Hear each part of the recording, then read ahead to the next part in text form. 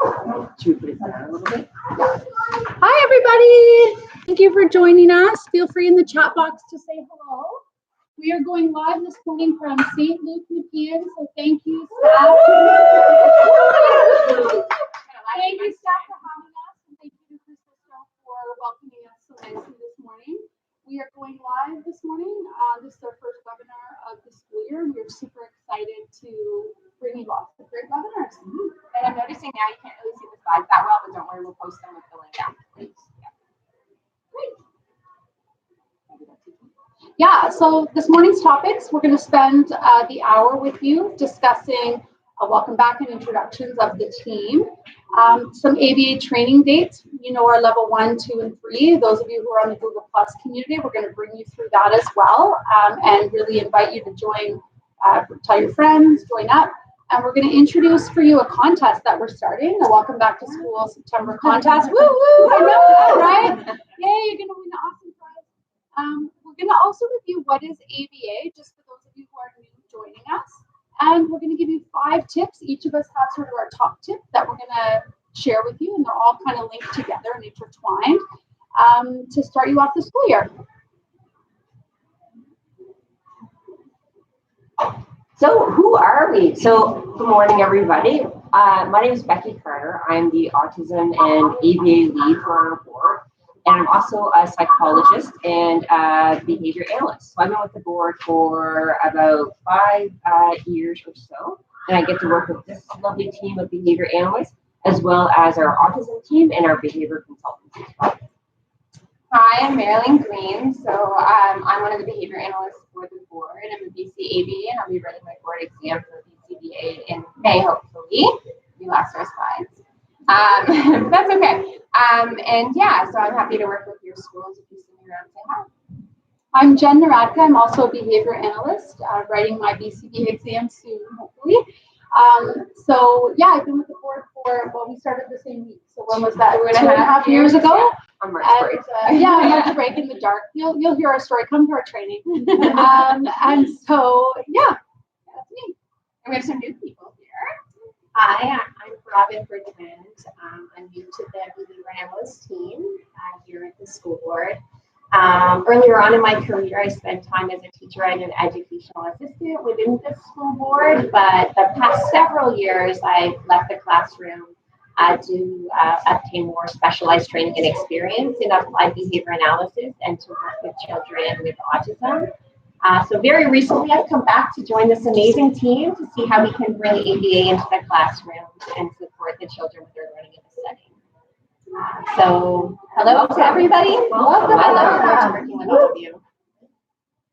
Sorry, I'm trying to recast the slides. I'm Sarah Prince. I'm also a new behavior analyst in BCBA. I come from a pretty big background of school environment, home environment, clinical IBI and EBA, group homes, and childcare and daycare.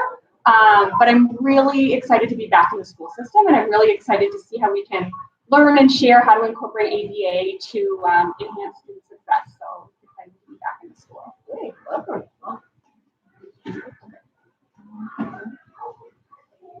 Training dates. It's too bad you guys watching live can't see the dates, but again, we'll post this live. I'm going to look at my slides and try and get them all right. So I know we have 3 levels of training that we made last year. We're going to roll out again this year at various times throughout the school year. So our functions of behavior, which is our ABA level 1, is going to run 3 times this year. So this Friday, September 13th, I think we still have 1 seat left. So, yep, you're in. You're in.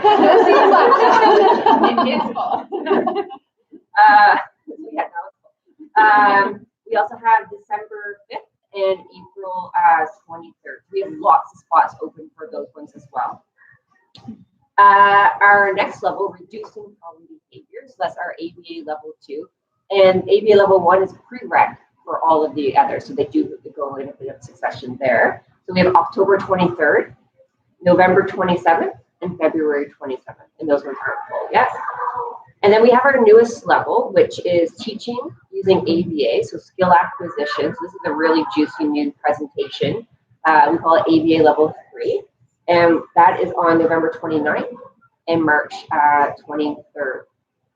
So I get a lot of questions that people sometimes have trouble signing up through ATE. So the best thing to do is, since I unfortunately can't sign people up, is to put in a help desk ticket. And that seems to be working if you're having trouble registering through ATE. And bear with us, this ATE is a bit new for us.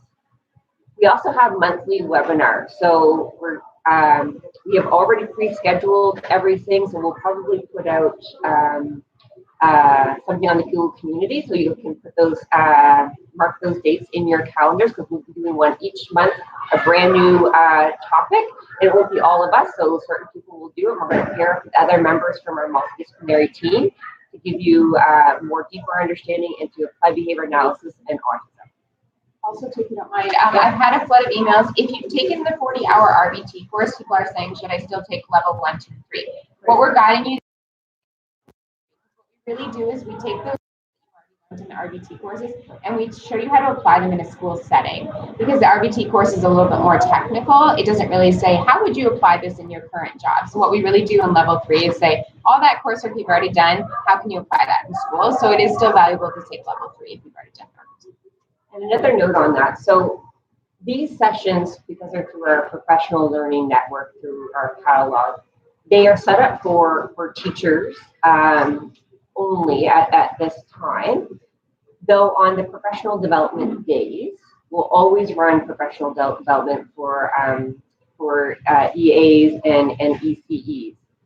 However, we're trying to think of another way that we can make sure that our EAs and ECEs can come out to these sessions as well. So bear with me if you're an EA or an ECE and you can't log on to one of these. Shoot me an email, and I'm going to start a bit of a list to make sure that we can get you supply cover so you can come out with your school teams as well.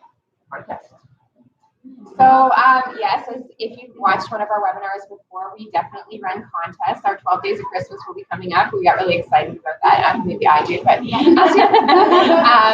but for now, what we want to do is we want to hear from you. So this contest is really easy. Literally, you have to fill out a couple suggestions on our form. So we're going to post the form on the Google Plus community immediately after the webinar. And we want to know, what do you want to learn? Because we want to make sure that the webinar is really geared to what you're asking us for. So typically our webinar topics come from Jen and I, and now Sarah and Robin being in the schools and saying, oh, okay, so I coached this multiple times this week. That would be a great webinar topic. But we know that you guys already have amazing ideas. So the form gives you some ideas that you can check off whether you're interested in those topics or not. And it also leaves a little space that maybe you thought of something that we haven't. So that's all you have to do to enter the contest. Once you fill out the form, you get an entry. And right now we're saying our $50 Amazon card, but I checked our preference assessment last night, and I think Glenn Deek's creeping up a little bit higher. So I'll check it right before I post the link, and we will go with whichever one was the So vote now if you have. Yes, yeah, if you haven't voted, go for it. So yeah, it will either be an Amazon card though, or a Glenn Deek card. And simply for filling out the form. Yeah, so you would already posted, sorry, I did your slide, all of our webinar dates. Yeah, so our dates are already up there, and we will let you know the locations as they come. If you're interested in hosting and we haven't contacted you yet, let us know, and we can definitely get to you.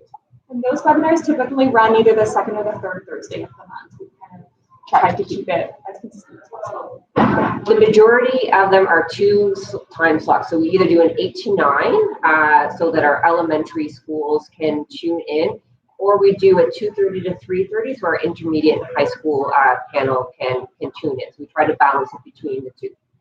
And if you can't make the webinars live, we do post the link afterwards, so you can watch that webinar anytime you want.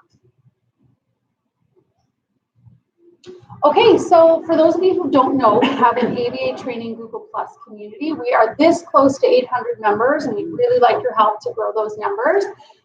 This is where we share contests, where we share our webinar links, where we share videos of how-to kind of thing, where we bring you news about ABA training. So it's a really great community, and it's really interactive. And if you just want to have a good laugh, you can watch some of the videos that we post.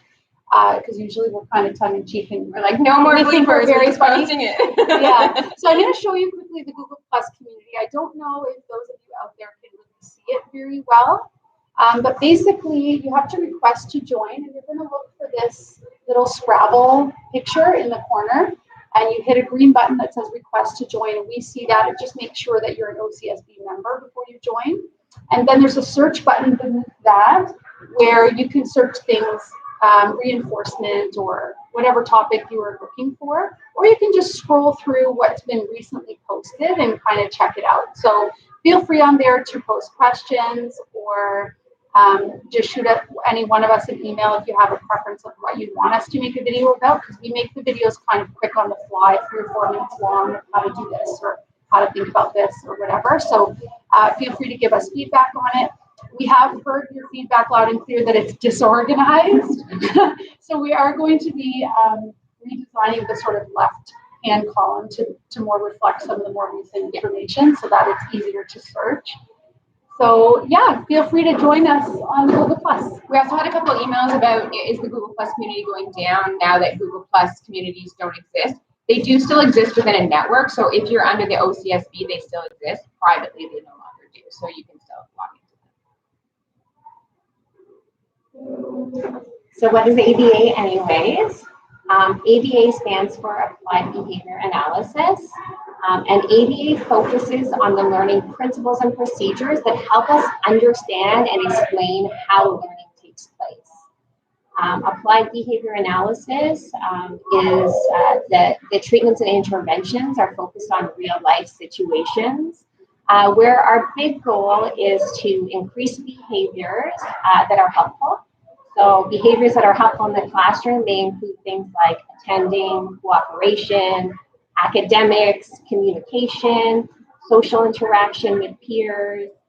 And then our other goal is to reduce behaviors that can be problematic or can interfere with learning. So examples in the classroom setting are problem behaviors that might interfere, elopement or running away from activities or the classroom, aggression that might occur, or even younger children or any children who eat things that are non-edible. So those are just a couple examples.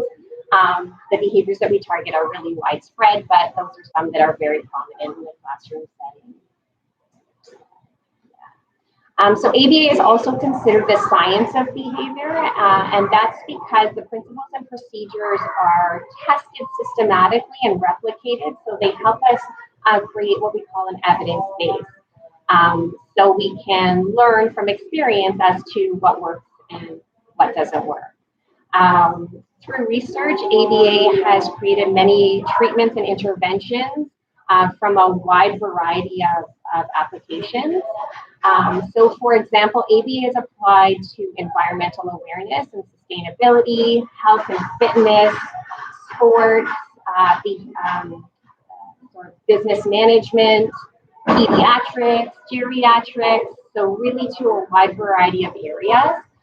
It just so happens that ABA is most recognized for its application to people with developmental and intellectual disabilities, such as autism, and our biggest evidence base is in that area.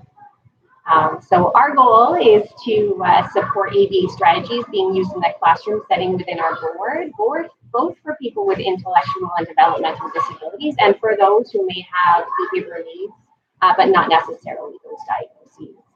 So that's just a little intro to ABA. So it's my turn now. I'm used to standing up, so I'm going to awkwardly sit on the edge of my chair. And so we had a great summer. We're back in the classroom now. And so for some of us, this means new students, it means new teaching environment, and it means new curriculum that we need to teach. And so our goal and our purpose for trying to find 5 tips to start you off is trying to find 5 tips to how we can incorporate ABA into these new beginnings that we have coming back in from the summer. So our first one, and my favorite book, is The Giving Tree, so I wanted to put that in there as well. And it's Be the Giver of All Good Things. And by this, I really mean know what motivates your learner and be the one to provide that. So look for activities, toys, events, just little social interactions with silly faces that you sometimes can get in the hallway that receive a laugh, or even just break opportunities. And be the one to provide that and associate yourself with those coveted items. And those coveted items in ABA we really refer to as reinforcers. And so the purpose of this is really for us to become that ultimate reinforcer, right? And so we want the kids to come to us so that we can then start teaching. And so when we become that ultimate reinforcer, we've developed a rapport with them. We've developed a trust that kind of leads to listen, I'm here for you, and I want you to have access to all these things. And then when that's established, we can really start to work on collaboration. And so, listen, I'm still here for you, but I need you to do some of this for me, and we can do this as well together, right? And so that's when you start to embed some of that teaching stuff. And so when you're that ultimate reinforcer, they come to you, and that just sets the stage for some great teaching opportunities. And so just some stuff to kind of, if you've taken your RBT, we use this term, or being the giver of all good things, as a term called pairing. So if in your RBT course, that's how it would be referred to. And so some things to do would be to create just like a potential reinforcer list. Watch a student throughout the day and see what they gravitate to. The child who gravitates to look in the gym every time we walk by the gym, maybe he prefers that movement stuff. Maybe he prefers sports or talking about sports. The child who always has a car in his hand is a good indication that vehicles are possibly a love, right? The child that is always looking at adults going through the hallway is maybe adult attention, and those silly faces that adults sometimes give are those potential rewards. Another thing too is once you find those potential reinforcers, look to have kind of, and I'm going to throw out an arbitrary number of a 1-to-4 ratio. So, and by that I mean 4 times when you are the giver, providing that positive reinforcement, to every 1 demand. And so when you look at that, I was just in a kindergarten classroom, and so we were playing on the ground, and I provided him a manipulative in one of the play activities that he was doing. I made a little silly face. I praised him for a really cool jump that he did across another play item, and then I asked him to clean up some of his toys. So we had 4 really positive things before I inserted just a little demand to him. I mean, we're in the education setting, demands are part of our life, right? And so if there are times when having that 4-to-1 ratio of positive to demands are tricky, see if you can change the way you're presenting your demands so that you're incorporating those reinforcers. So by that, I mean, if you want them to come sit down for a teaching opportunity, ask them, Johnny, do you want to sit at the front of the class or do you want to sit at the window? So there's a demand there, but it's also embedded with the option to have a preference. Another way is to kind of neutralize your demands with positive reinforcement. If you're trying to get a child to come in from recess, ask them, can you hold this car that you really love while we come in from recess? And then maybe even have an option to have him play with that a little bit once he gets into the classroom. So the demand to come in from recess is still there, but it's neutralized a lot with those positive reinforcers. And then I'll end on when you're looking at positive reinforcers and trying to identify those, really keep in mind that reinforcement is in the eye of the beholder. And by that, I mean what one person likes, someone may not like. And so if we can try and keep our personal biases about what could possibly be a reinforcer just to a minimum, that would really help us to identify and open up our sight to see really what that child likes. Or preferences change sometimes, right? Some kids have those consistent things. They are the superhero kid, and they've been the superhero kid all elementary. Or they change daily, or sometimes hourly with some of our kids. Yeah. So a really good idea that is when you're creating that list of reinforcers, have a bunch of items that you can use and you can pull out of your toolbox for those little kiddos that have that hourly change of reinforcement. Yeah. Jen, you were in our class yesterday and suggested us having a basket by our area where we do our daily transitions. I thought that was a great idea. And that's wonderful. And it's in an area where you can easily access it, right? That is typically associated with the demand of those transitions. That's a wonderful idea. Yeah. Just in case they didn't hear one, you want to repeat your recommendation? Yeah, this was Marion Pora, teacher extraordinaire in the assessment program class here at St. Luke Nepean.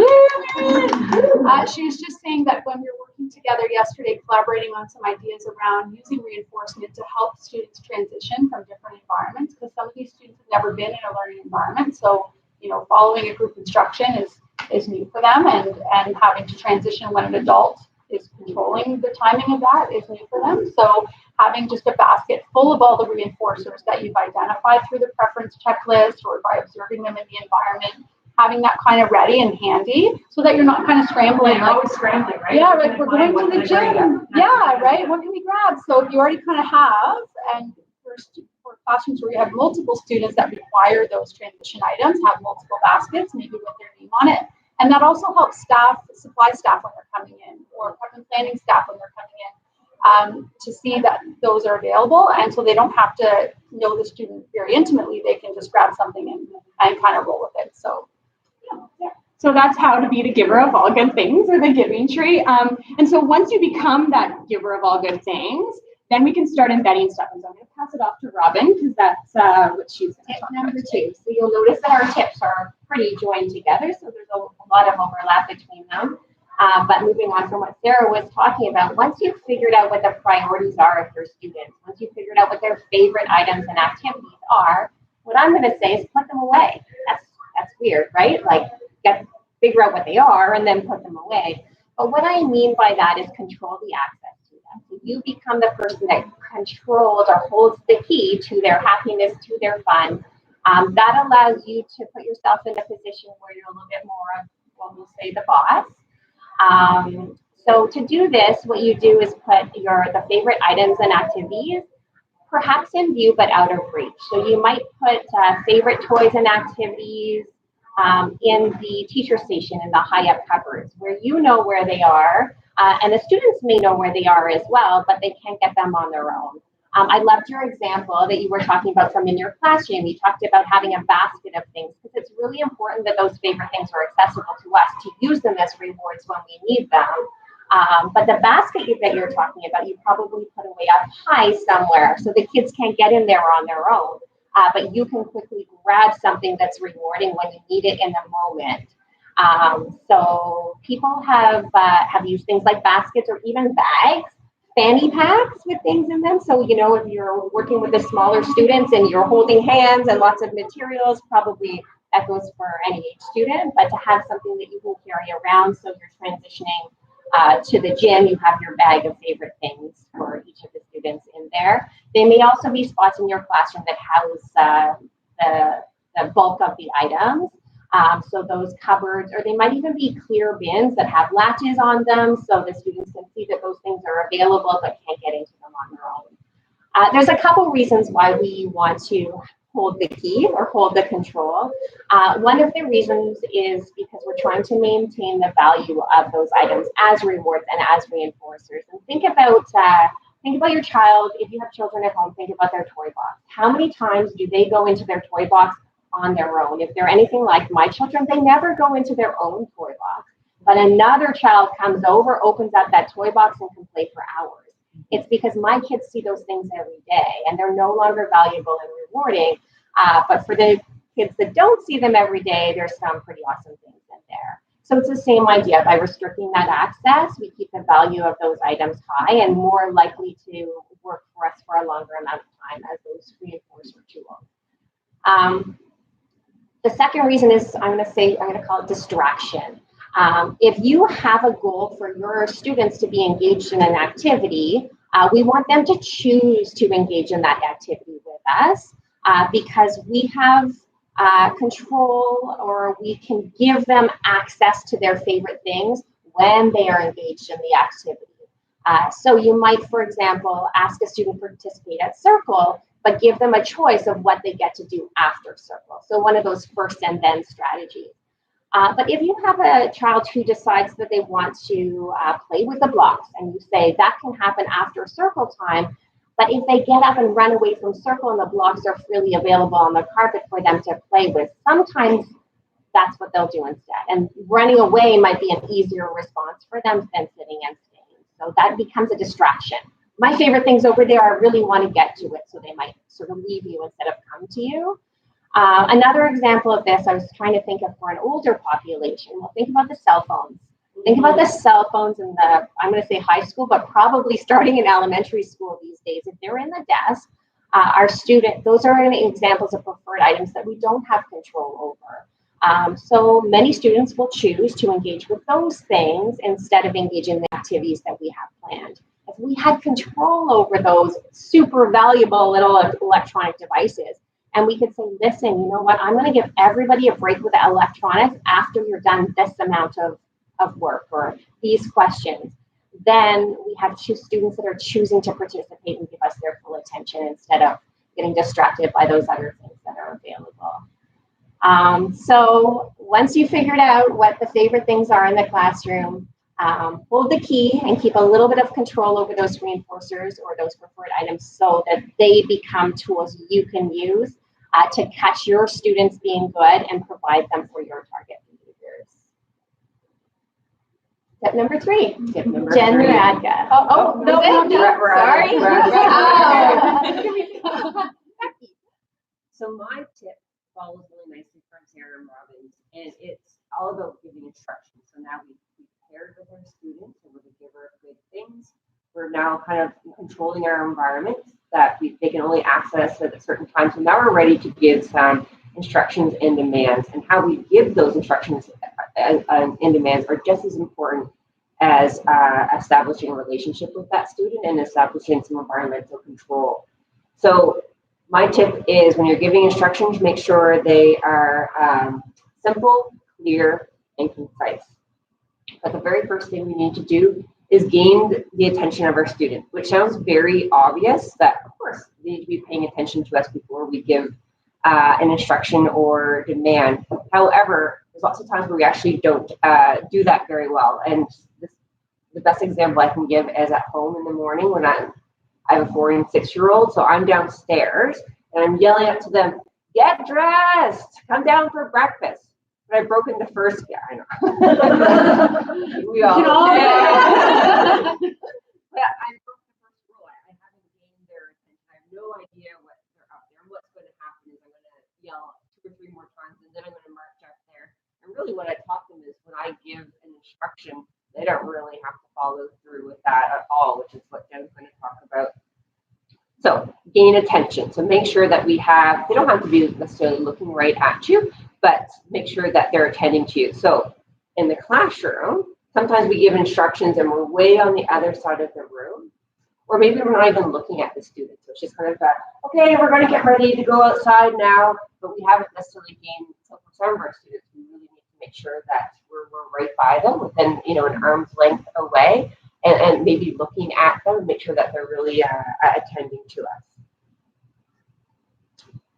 The next part of giving simple, clear, and concise instructions is actually our tone of voice. So sometimes we actually ask demands in terms of asking a question. So can you pick up the toys? And then the answer is no, nope, I can't. So when you're giving instructions, be careful of how your tone of voice is. Sometimes we're really high pitched, we're asking in the form of a question, but if we're more in a neutral tone and a strong voice, it doesn't have to be a negative or a harsh voice, but Marilyn, put your toys away. So just really clear and neutral in how you're presenting that instruction. The third part I would say about this is keeping your words really short and focused on the really relevant information. So learners with autism spectrum disorders or intellectual disabilities sometimes have a really hard time filtering out irrelevant verbal or even visual information. So when we put too much words in our demands or questions or instructions, they have a hard time kind of figuring out really what you're asking them to do. So we want to make sure it's really brief and clear. So for example, sometimes when we're really pumped and we're excited to get our students ready to go outside, we might say, "It's a beautiful day outside. Okay, guys, let's all get our jackets on because it's still a little bit cold out in the morning." You put an instruction there, let's get ready, put your coat on. But we added a whole bunch of extra language in there that for some of our learners, they didn't hear or really process all of that. So really, we can just say, "Marilyn, put your coat on." And that's a much simpler and short and focused instruction instead.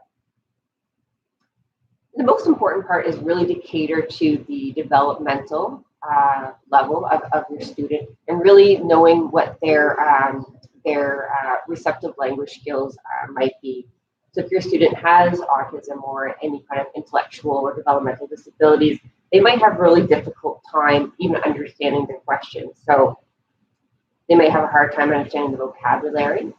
They probably have working memory difficulties, so they have a hard time kind of holding several instructions or words in mind at once. And And then when we start overloading an instruction with lots of words, extra words, they probably have tuned you out and maybe are now engaging in problem behavior, and you have to start the process all over again. So being really mindful of what your students' intellectual and developmental ability is before you give instruction can be really helpful first, so that you know that they're actually going to understand what you ask. And if you're not sure, start with simple one-step instructions. And then if you know that your student can do that, try to add in a two-step instruction. So Jen, put your coat on, then put your boots on. So we can start to add in other instructions as we go, but maybe just first start with one instruction at a time. Anything else? Tip 4.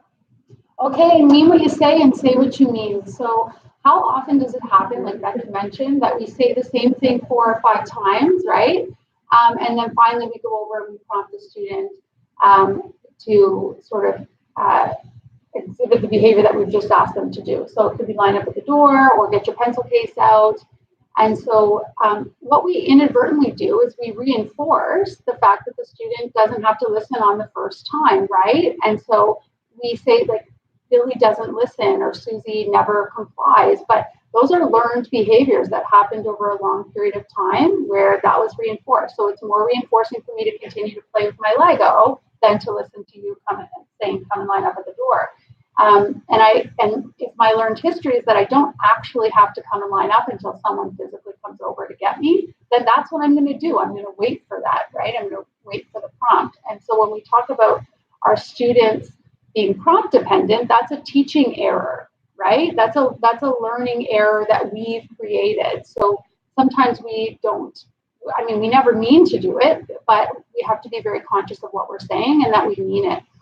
Oftentimes too, we see that in a classroom, you're so used to giving sort of what is an instruction, but you're sort of not really meaning it, or you don't really care if the student attends to it. Meaning something like, maybe you're sitting over here with students and there are kids playing different areas and say, Billy, come join us. And you don't really have an intention of following through with that or making Billy come and join you. Nor do you really care if he does for sure, right? Sometimes you say it because you're just opening an invitation. But for Billy, and if Billy has autism spectrum disorder or another intellectual disability, he may not realize that that's an option that you sometimes can listen to and sometimes I don't have to listen to. So it's easier for Billy if you say it, then you actually have to mean it. So if you catch yourself accidentally kind of going, Billy, come here, and you're thinking, I don't actually want him to come here, nor do I have the time to go and get him, right? Or the ability to go and get him if Billy's taller than you are, then be conscious of that and maybe don't say it, right? So just make sure that if you're giving an instruction that you mean it and that you're willing and able to follow through with it and make sure Billy comes. And that if you don't actually mean it, then maybe try not to say it. So I know I'm practicing this with my own kids all the time. Like I'll say, like, girls, come help mommy in the kitchen. I mean, if they don't come, I don't really care. I'm just trying to, hey guys, let's cook together. But again, they're just learning to tune me out, right? And I'm teaching them that inadvertently. So we want to make sure that we really, really are conscious of the instructions that we're giving, why we're giving them, and if they really matter. If they matter, we have to follow through so that our learner learns that when you say something, you really mean it. It's like the upstairs thing, right? I do it all the time. My kids like, come downstairs, come downstairs, come downstairs. And then I finally go up and get them. What I could do is, number one, don't say it until I'm really willing and able to follow through with it. So that 5th time when I'm like ready to get out the door, okay, I'm going to go up and I'm going to say, come downstairs, let's go together, and make sure that that prompt is there to make sure my kids are learning when mommy says that I have to do it. And it's the same thing in a classroom. So we inadvertently teach our students to wait and wait and wait until either we raise our voice, we talk more sternly, or we go and physically prompt them. Does that make sense? So just being really conscious of those kind of rules. And again, that feeds into our preferences. They're more likely to come if they have a learned history that preferences are waiting. If you go, girls, come downstairs, or come down for dinner, or go line up at the door, or get your pencil cases out, if they know you're the giver of good things, they're like, oh yeah, I'm coming, right? I'm getting my pencil case out. So this is how it all kind of ties together. Yeah, anything else to add? Last tip. So the last tip is reinforce. So you might be seeing a little bit of a pattern now. So Sarah talked about how we have to know what they want, know what they like. And then Robin talked about how can we control that. And then we talked about actually giving that demand. And then Jen talked about following through with that demand. So you might be seeing that kind of ABC that we talk about in learning, right? So there's how we're going to set it up, and then we've exhibited it, or we've evoked the behavior, And now we want to make sure that that behavior happens again. So we're going to reinforce it. And so we already know what they like because we've kind of done that preference assessment now, and we already have it. So once we follow through, like Jen said, we want to make sure we reinforce them. And so that can look like different things for everyone. What we want to make sure we do is we're reinforcing them with something that's actually reinforcing. So a lot of the times we hear like, good job, Billy. And Billy's like, I wasn't even listening to that, good job, right? What we do want to make sure we do is we praise him. We want to use specific language. I love how you sat down. But that verbal might not be enough. It might not be a reinforcer. We only know it's a reinforcer if that behavior is more likely to happen again in the future. So if we're just saying good job every time we say, oh, we're reinforcing him, maybe Billy's not being reinforced. He might need that extra car, that extra little tickle, or that extra little thing. We want to pair that. So we want to put that with those words so that eventually those words are really valuable to him because he's like, oh, every time I heard, like how you sat down, Billy, I got a car, right? That was really cool. Eventually those words, I love how you sat down, Billy, they become really valuable too. And then we can start to actually use that as a reinforcer. But if we want that behavior to continue to happen once we follow through, whether it was sit down or come here, we have to show them that it was a really good idea to do that and that the likelihood of you getting something really great for doing that is really high. So then they want to do it again in the future and it becomes more like, oh, when she says things, I get amazing things and I'm more likely to do it. But again, we have to really make sure we look at that reinforcer. We also want to make sure that we look at that disc. If you've taken our training, we've talked a little bit about that. So are we depriving them enough, as Robin said? Are we in control of those reinforcers? If it's something he gets all the time, like maybe he gets the iPad in the morning because mom's getting ready and then he comes right to school, that iPad's probably not a really great reinforcer right now. He hasn't been deprived of it enough. It's not valuable. We want to make sure it's immediate. So when we deliver a reinforcer, as soon as he sits down, that's when he gets it. We can't wait for 15 minutes and then give it to him because then he's kind of like, what's this for? And there's no link to that behavior. It has to be pretty immediate. We want to make sure the size is enough, right? What is enough for him? Does he need to play with the card for 2 minutes or does he need to play with it for 5 minutes or maybe a couple seconds with it's enough, right? That's going to be really dependent on your learner. And last but not least, we want to make sure it's contingent.